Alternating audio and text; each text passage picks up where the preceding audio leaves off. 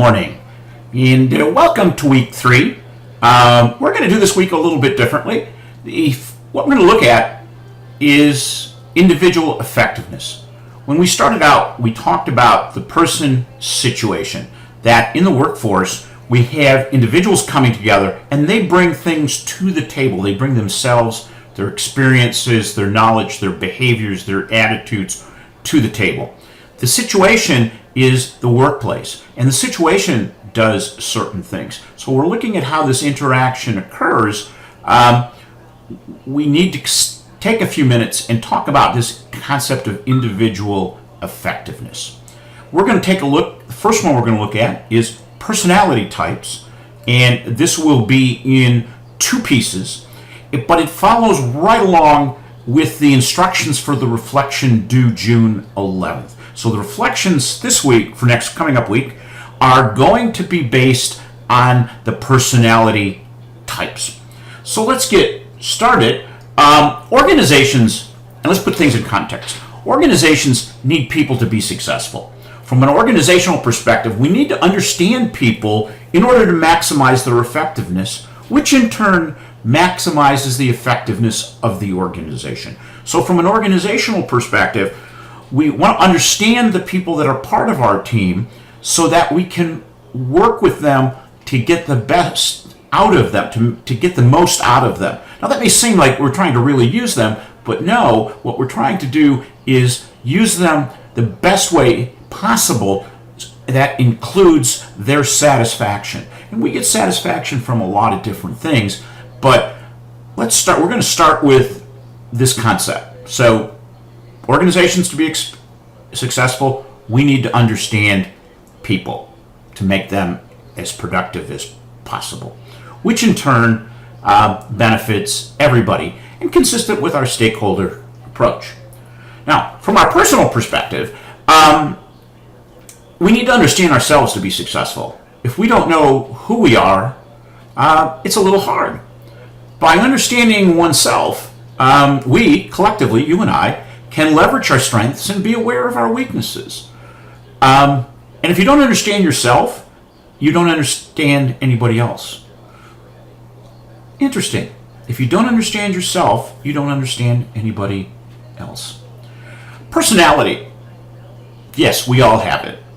And I'm going to define it out from a dictionary type perspective, and that's the dynamic, meaning that it's moving always, mental attributes and processes that determine our individual emotional and behavioral adjustments to their environment.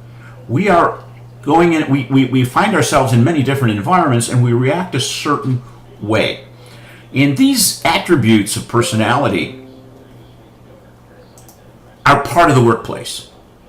Okay, they are there. We can't avoid them. You have seen them in school, you've seen them in jobs you've had, you've seen it in your family. Research has attempted to define personality and how it related to behaviors. So is there some way we can understand this better?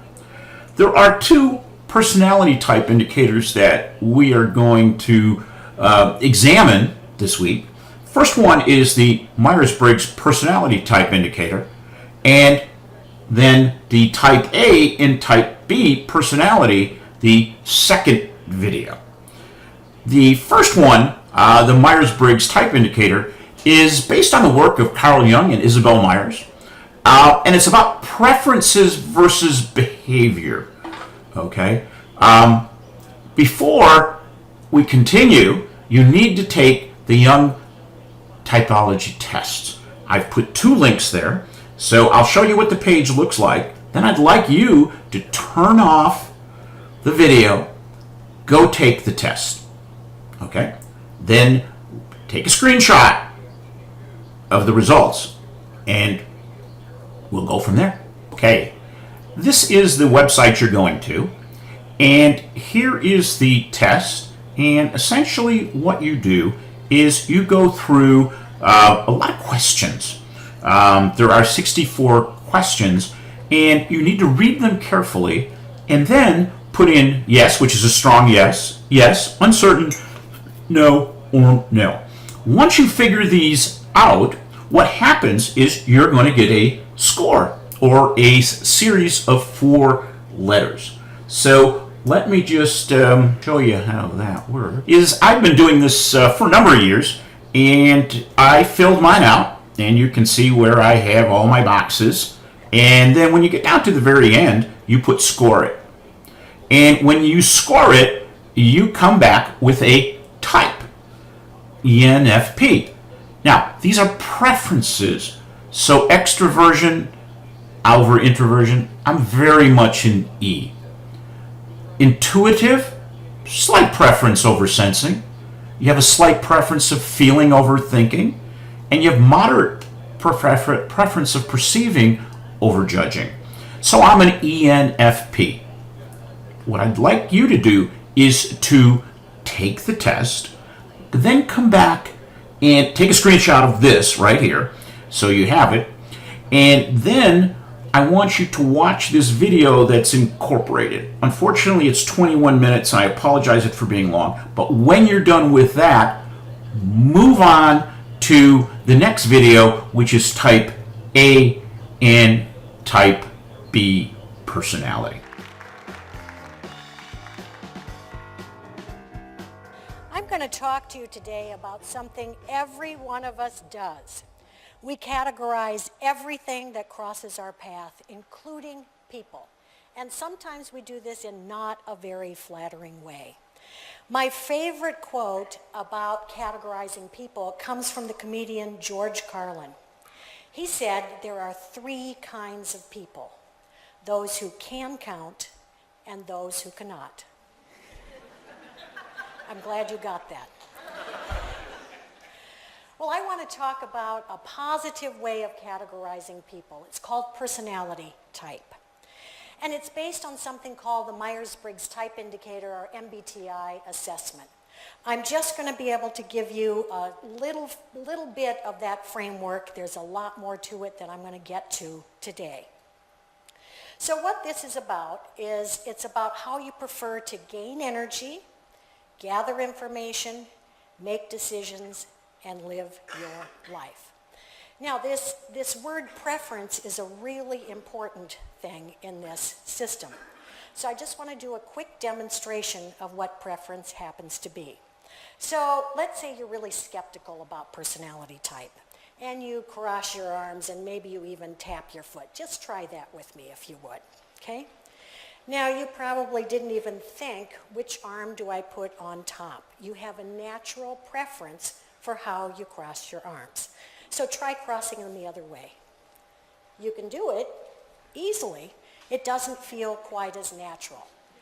And we're going to be talking about personality preferences within ourselves, and they're really natural habits, natural mental habits that you have for the ways you might like to think or do or act. Now, I think it's helpful to know about personality type for 2 reasons. One is it can help you understand that that other person is not really trying to drive you crazy on purpose. They just see the world in a different way than you do. And the second reason is it can help you understand more about yourself, about things that come more easily for you, things that might take a little bit more time, that might be a little bit more difficult, so that you can forgive yourself when you're not perfect. But that doesn't excuse yourself from trying. So let's start in on this framework. When I was growing up, I thought family togetherness was everyone in the same room reading a book. I'm an extrovert. I grew up in a family of introverts. My mother thought that my siblings needed to go to nursery school and I didn't. Probably should have been reversed. They needed their quiet time, and I would have had fun with those other kids. I can assure you we're all just fine today. So this is the first, what we call preference pair, and it has to do with where we direct and receive our energy.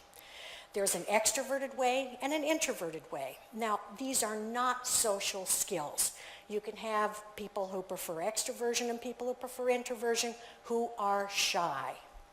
This is about energy. So extroverts want their energy to go out. And when it goes out, they're with people, they're doing things, it comes bouncing back to them. And introverts want their energy to go in. By looking at ideas, impressions, facts inside their heads, they create more energy. Now, I need to do a quick aside on this idea of preference pairs. We believe that you have both within you. It's just you prefer one over the other. It really does not guarantee just because you prefer something that you're good at it.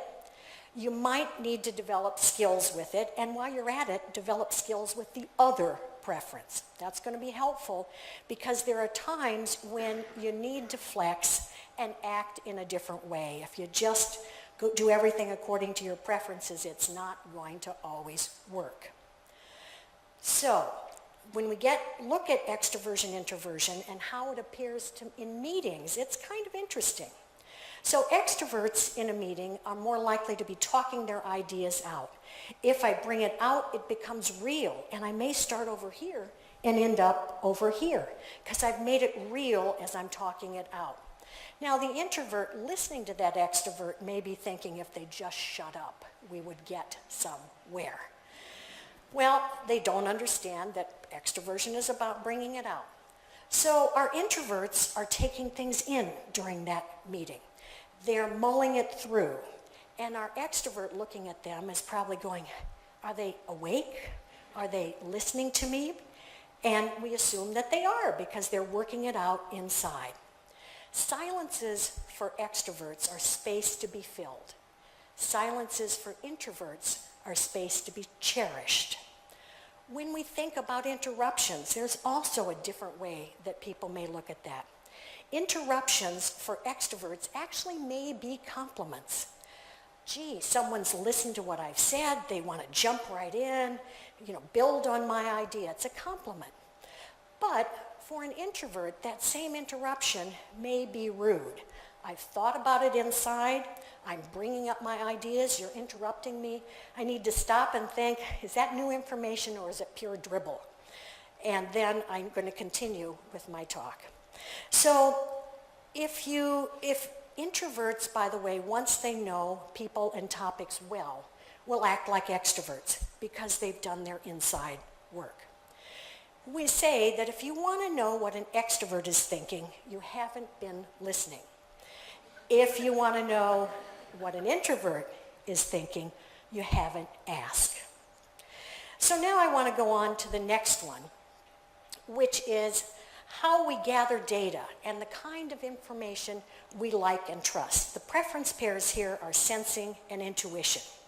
Now, I happen to prefer sensing. I like things to be practical, actual, real. I just really want to get down to the here and now of what's going on. Now, by contrast, intuitive types like possibilities, meanings, the big picture. And I want to show you a picture that gets at some of these differences. So if we look at this particular picture with a sensing lens, we may see pillars, trees, yellow flowers, there's an umbrella in there, and so forth. If we look at this picture from an intuitive point of view, we might see an ancient lost civilization, where the wild things are, or a ballet of dancing trees. Now, we've both looked at the same picture.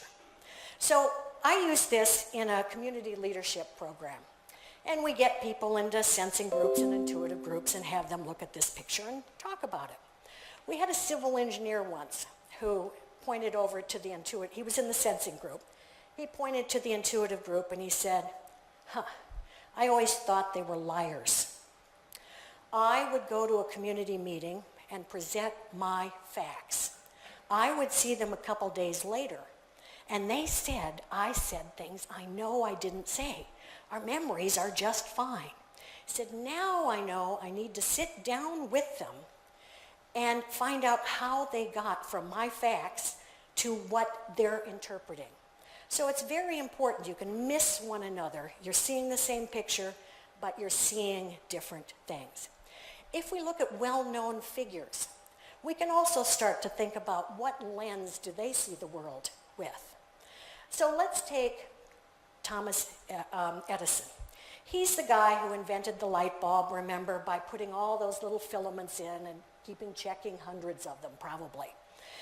He's been known to have said, inspiration is 99% perspiration. He probably saw the world through a sensing lens.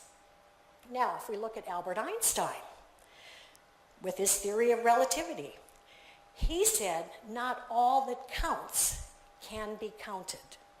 He probably sees the world through an intuitive lens. Now, once you have information in, you need to figure out what to do with it. And that leads us to the third preference pair, thinking and feeling. Now, I know that I'm a thinking type. I look at the world in a logical way. People come to me with a problem. I want to get to the bottom line and help them solve it now. But I realize there are some people, when they come to me, they just want me to stop and listen and support them. Well, I've learned that I need to sort of step back and ask people, at least I remember this some of the time, do you want me just to listen or do you want me to help solve the problem? Because then I don't get so annoyed if they don't take my advice. So in this decision-making system, thinking types step back from the decision. They look at the data that they have, the information that they have in an objective way. They look at the pros, they look at the cons, they make their decision. But feeling types step into the decision. They become aware of how is this going to impact people? How does this fit with my value system? And they're looking for harmony with their value system. Now, you've probably already figured out here that feeling does not mean making decisions based on emotions. There is a structured way of using the values and the harmony. So if we think about the definition of being fair, we may see some different things. For thinking types, being fair means treating everyone according to the same standards. We're treating people equally. For feeling types, being fair means treating everyone according to what they need. Individuals are different. They need different things. Now, I want to do another little experiment with you that I sometimes do with my training groups. And let's say you're working on a project. This hand represents completing the project. This hand represents I'm starting, I'm partway through, and I'm done. So I typically ask thinking types, tell me when you want someone to give you some appreciation or recognition for your work on that project. And my hand will move along, and finally when I get to the end, to finish the project, they will say now. And I'll ask them, so what happens if someone gives you some recognition earlier in that work? And they say, well, I'm a little worried. I think I'm working for an idiot. They have no sense of standards and what is good work, okay? Now, I ask feeling types the same thing. When do you want recognition on that project? And they call out now, now, now, now, now. All the way through. So what does that look like? I'm a thinking type. I'm waiting till I'm done. And they say, well, it can be things like good start, or gee, you have some great ideas here. And then I ask the feeling type, so what happens if someone gives you some recognition, if they wait until the end? And they say, well, I think that they don't care. And if they don't care about me, they don't care about my work. And it affects my morale. Now, both thinking types and feeling types can come to the exact same conclusions. They just do it in different ways. And it's really helpful for thinking types to remember to always ask, how would this logically impact people? And for feeling types to always ask, what's the most important thing here? But we need to move on. Our last one has to do with how we like to go about living our lives. And our words are judging and perceiving in these preference pairs. And judging here doesn't mean judgmental. But what judging types like to do is organize things, make decisions, get on with it. And perceiving types like to kind of go with the flow and be spontaneous and continue gathering information. So I'll admit I'm a judging type. I love to make lists. I love to check off things from the list, and I've even been known to put things on the list I've already done for the sheer joy of checking them off.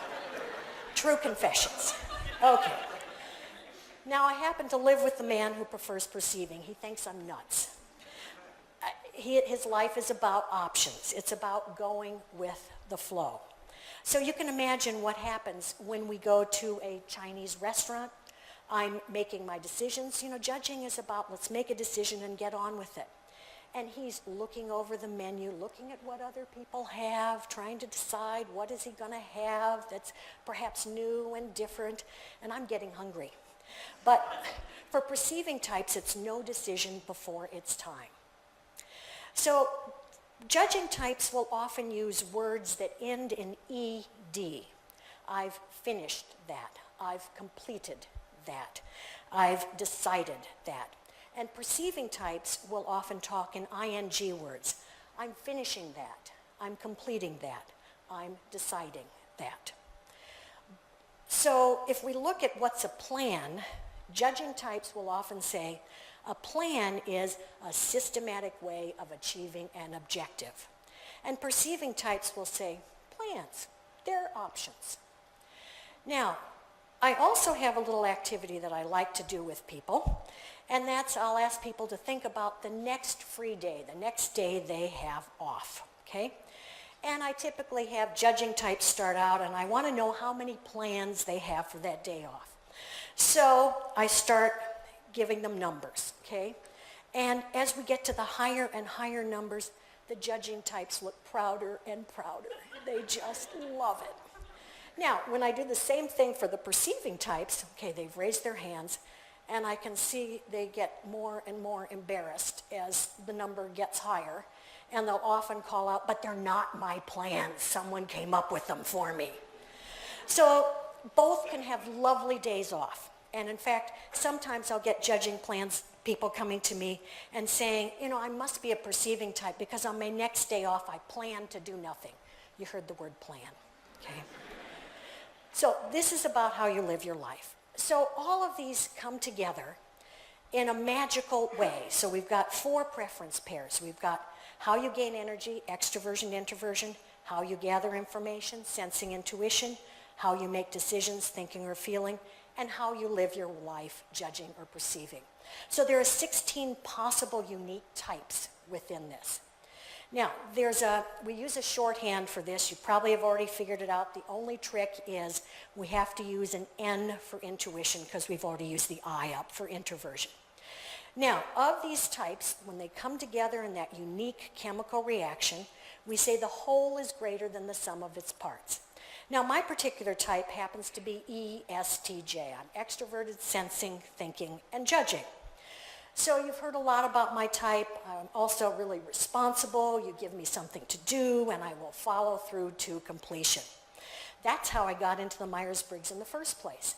I walked into my manager's office one day, and he said, Jean, everybody in this office is going to become an expert in something. Yours is going to be the Myers-Briggs. Yes, sir, I said. So I get to live out my type. I get to write practical materials for people. I get to train people in how to interpret this instrument. I get to use who I am. But I want to tell you a story about somebody who didn't get to use who she was. I mentioned I do some training programs, and as part of that training, I would typically find somebody in the training class who wasn't quite so sure of her type, but was reasonably verbal and seemed to have her act together. So this was in Dallas, Texas, a long time ago, and we were going through this interpretation in a very pleasant way. Everything was going really well.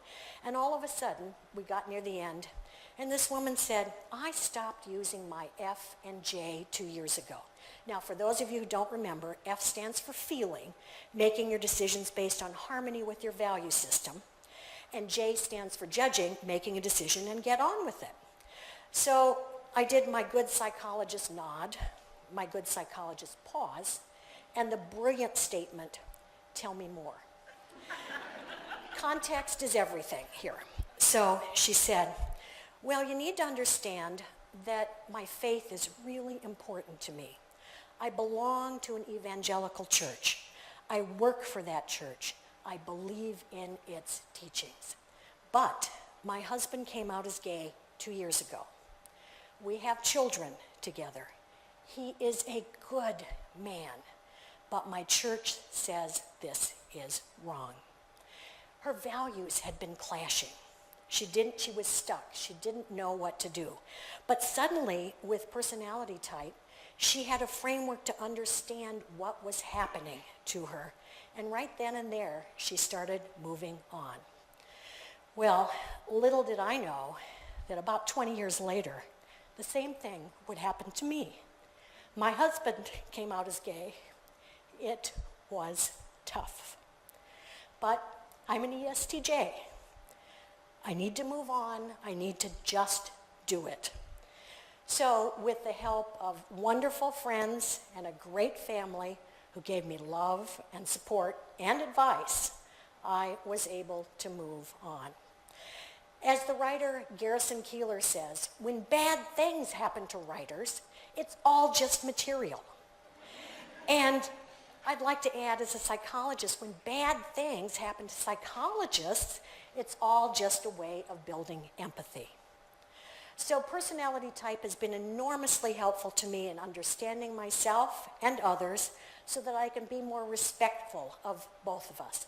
But I remember that it's just preferences. I can act other ways when I need to. So I'm going to ask that you help me demonstrate preferences for one last time. And that is, I want you to clap your hands and just freeze them if you would. So clap and freeze. Okay. Now you probably didn't even notice that you have a way of clapping. You have a preference for that. So I want you to practice as loud as you can the other way. It's a cheap way to get applause. Thank you.